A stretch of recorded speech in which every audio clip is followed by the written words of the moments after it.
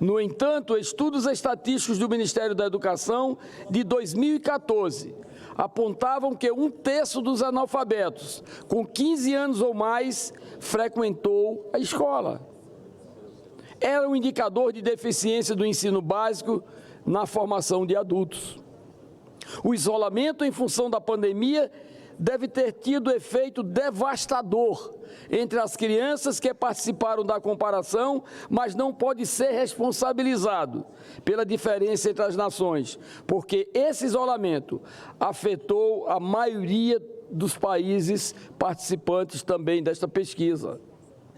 Existe, no entanto, uma cautela com os dados do estudo divulgado ontem. O Brasil é o único país da América Latina que participou do estudo. Na África, apenas Marrocos, África do Sul e Egito participaram. Na Ásia, participaram Hong Kong, Taipei, Singapura, Macau, Rússia, Cazaquistão e Uzbequistão. Na Oceania, participaram a Austrália e a Nova Zelândia. É possível que a simulação, dentro desse projeto de alfabetização e leitura no Brasil, seja melhor que em muitos países não avaliados. Mas isso não compromete a conclusão de que estamos em um cenário difícil em termos de educação, que compromete nosso amanhã, nos revela a fragilidade dos passos que estamos dando em direção ao futuro. Em países que alcançaram médias avançadas, como Singapura, Hong Kong, Rússia, Inglaterra e Finlândia, os estudantes conseguem interpretar as emoções dos personagens, avaliar o estilo do autor, fazer ligações complexas entre as ideias e estabelecer comparações bem elaboradas. No Brasil, a média alcançada revela que nossos estudantes conseguem ler textos simples e localizar ideias apenas explícitas. Colegas senadores e senadoras, aqueles que têm a minha idade acompanhou a ascensão no final da década de 70 dos tigres asiáticos, Coreia do Sul, Taiwan, Singapura e Hong Kong.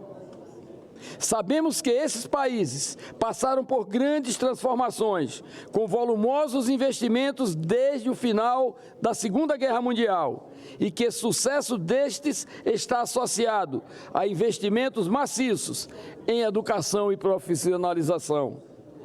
O senador Marcos Pontes está na Coreia do Sul, participando de um fórum sobre as relações entre Coreia, América Latina e Caribe, para o qual fui convidado na condição de vice-presidente do Grupo Parlamentar Brasil-Coreia do Sul, mas que precisei declinar em funções de questões de interesses anteriormente assumidos. De lá, ele me fala do progresso que aquela economia alcançou nas últimas décadas, principalmente por causa de investimentos ao longo dos anos em educação, ciência e tecnologia. A Irlanda é outro exemplo. Nas últimas décadas, fez da educação o único foco das políticas públicas. E, como consequência, hoje, apenas 2% das crianças que participaram do teste não têm domínio de compreensão da leitura. Em função disso, o PIB da Irlanda cresce a médias bem superiores que do resto do mundo. Tirando a crise de 2008, a economia da Irlanda cresceu cerca de 10% ao ano, desde meados da década de 90, no século passado.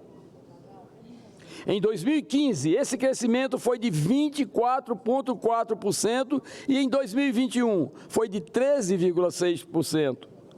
Presidente, colegas senadores e senadoras, no passado, a terra, as riquezas naturais e o capital eram importantes fatores de crescimento. Hoje, vivemos a época em que o conhecimento domina a base do desenvolvimento. Não há futuro sem conhecimento. E não há acesso ao conhecimento sem educação de base. Educação não pode ser política de governo. Tem que ser política de Estado. Não dá para investir hoje e o resultado sair amanhã. É preciso investir hoje, sabendo que os frutos levam 20, 30 anos. Mas quando chegam, é a glória de uma nação. E os exemplos estão aí. O Brasil precisa priorizar a educação de suas crianças, olhando para o amanhã.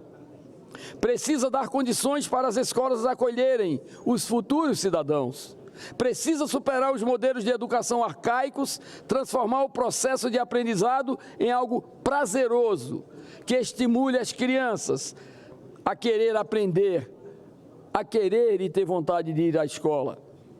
A escola tem que ser um local que valoriza as habilidades e potencialidades de cada um. Para isso, precisamos de mais professores.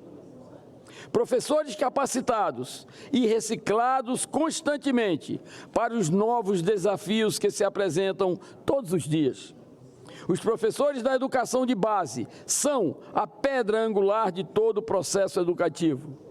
Hoje, infelizmente, temos professores desmotivados, adoecidos com os desafios de salas de aulas superlotadas, de crianças com inúmeras necessidades especiais e com a violência que tem surgido em nossas escolas. É preciso estar atento ao equilíbrio dos profissionais de educação, sujeitos a uma tensão em relação às crianças, que trazem muitas vezes a agressividade reinante em muitos lares para a sala de aula, em especial depois desses anos de isolamento devido à pandemia. Temos assistido com grande dor e apreensão o aumento de casos de violência nas escolas brasileiras. Não podemos ficar indiferentes.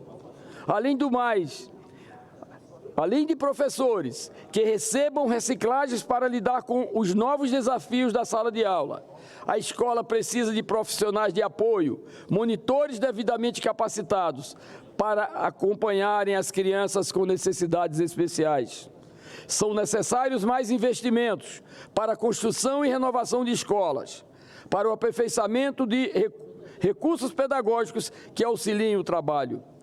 Essa é uma luta que tenho tido junto ao FNDE todos esses anos de mandato para construir, reformar e renovar escolas no meu estado de Roraima. Quero encerrar esse discurso dizendo que é possível colocar o Brasil entre os melhores e mais bem avaliados no desse estudo internacional sobre a habilidade de leitura e compreensão. Mas precisamos iniciar pelo básico, o fortalecimento, o apoio, o reconhecimento remuneratório àqueles profissionais que fazem da sala de aula o berço do Brasil do futuro. Senhor presidente, esse tema nos chocou muito ontem, quando nós vimos os resultados desta pesquisa. Verificamos que o nosso país está na contramão da história. Nós, que somos um país gigantesco, um país com 214 milhões de habitantes, que somos a 9ª economia mais poderosa do planeta. Ainda, se olharmos pelo retrovisor da história e do tempo, vamos ver que os projetos de Estado, eles na verdade são esquecidos pelos governos.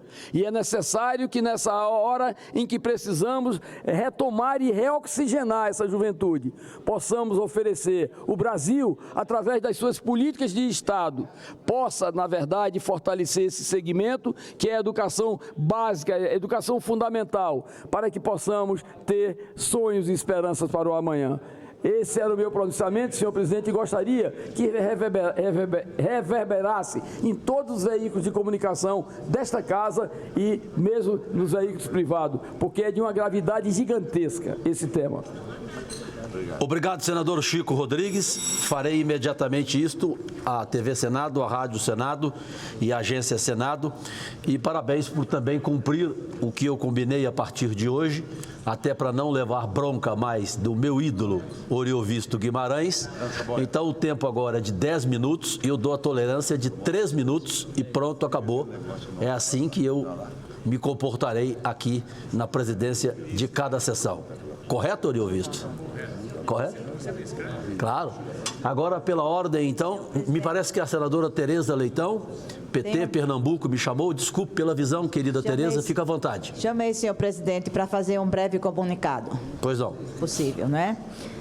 Eu quero, através desse comunicado, cumprimentar o professor Dr. Luiz Fernandes Dourado pela posse como novo presidente da Associação Nacional de Política e Administração da Educação, ANPAE, a se realizar neste próximo dia 19 de maio. Cumprimentar todos os vice-presidentes, todas as vice-presidentas. Maria Couto Cunha, do Nordeste, Cristiane Machado, do Sudeste, Gisele Manson, do Sul, Rosilene Lagares, do Norte, e Marilda Costa, do Centro-Oeste. Cumprimentar os integrantes do Conselho Fiscal, Ana Lúcia Félix dos Santos, Leda Staib e Maria Beatriz Luce, e cumprimentar todos os diretores e diretoras, vice-diretores e diretoras eleitos e eleitas nas sessões estaduais e distrital de todo o país. São 62 anos, senhor presidente, de história e tradição desta entidade, cuja missão é lutar pelo efetivo exercício do direito à educação de qualidade para todos. A ANPAE é uma entidade que patrocina muito ativamente, que participa muito ativamente na formulação e execução de políticas públicas de educação e na concepção e adoção de práticas de gestão democrática alicerçadas nos valores da justiça social, da liberdade e da igualdade de direitos e deveres na educação e na sociedade. Parabéns ao professor Luiz Dourado e a toda a diretoria da ANPAE, que empresta fundamental contribuição à educação em nosso país. Receba o nosso abraço muito respeitoso e fraterno. Muito obrigada, senhor presidente. E eu que agradeço, exemplar Pernambuco.